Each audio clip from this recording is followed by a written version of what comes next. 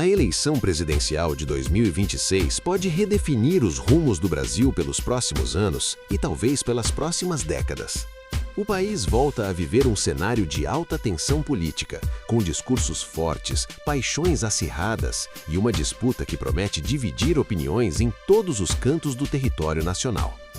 De um lado, o atual presidente Luiz Inácio Lula da Silva, símbolo histórico da esquerda brasileira e figura central da política nacional nas últimas décadas. Do outro, o senador Flávio Bolsonaro, representante direto do bolsonarismo e herdeiro político do capital eleitoral construído por seu pai, Jair Bolsonaro. Antes de continuar, já se inscreva no canal Zona de Poder, porque aqui a gente não foge do debate. Aqui você encontra análise, confronto de ideias e espaço para todos os lados se manifestarem. E eu quero que você comente. Na sua opinião, quem chega mais forte em 2026? Lula ou Flávio? Escreva aqui embaixo e participe dessa discussão. O cenário atual aponta para uma disputa extremamente equilibrada. Lula, por estar no exercício do cargo, carrega a força da máquina pública, a visibilidade constante e uma base eleitoral consolidada, principalmente nas regiões Nordeste e parte do Sudeste. Ele lidera boa parte dos cenários de primeiro turno nas pesquisas mais recentes, mantendo um eleitorado fiel que acredita em sua experiência, em sua trajetória e na defesa de políticas sociais como marca principal de seus governos. Por outro lado, a condição de incumbente também traz desafios.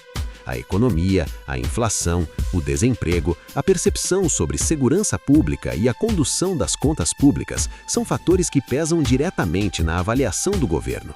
Em momentos de estabilidade econômica, presidentes tendem a se fortalecer.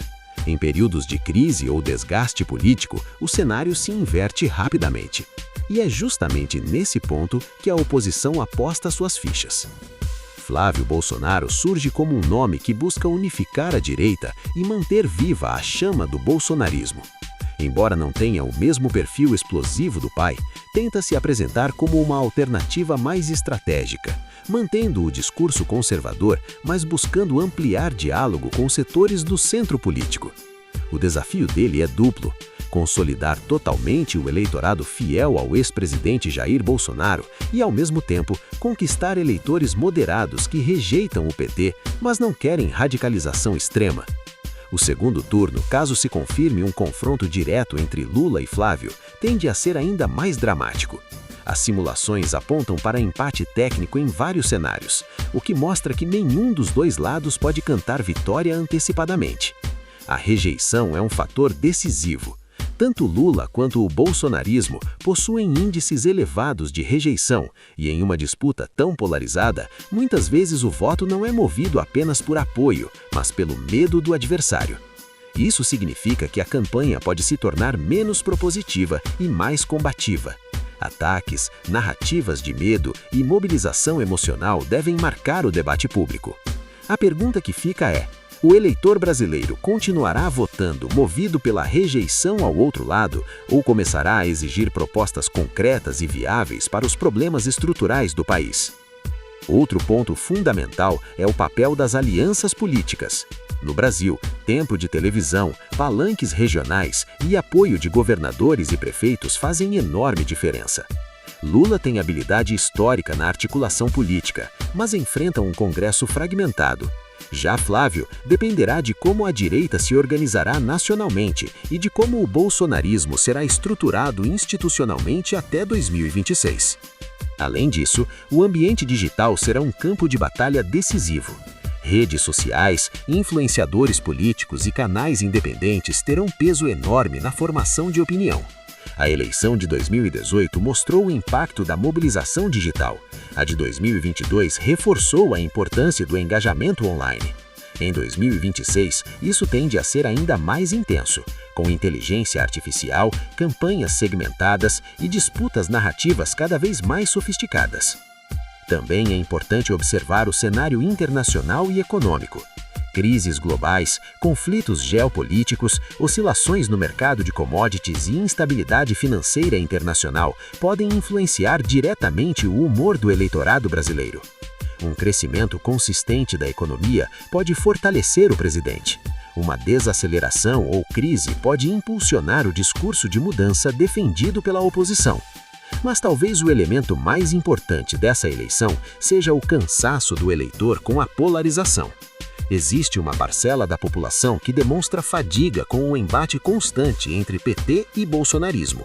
A questão é se esse grupo será grande o suficiente para alterar o eixo da disputa ou se acabará mais uma vez escolhendo um dos dois polos por falta de alternativa competitiva.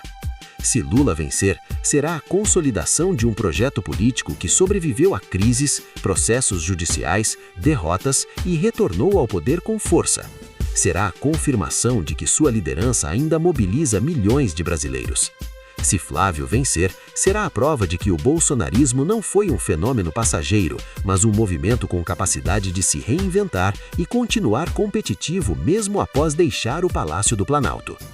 Estamos diante de uma eleição que não será decidida apenas por números frios de pesquisa, mas por emoções, narrativas, estratégias e principalmente pela percepção da realidade cotidiana do cidadão comum.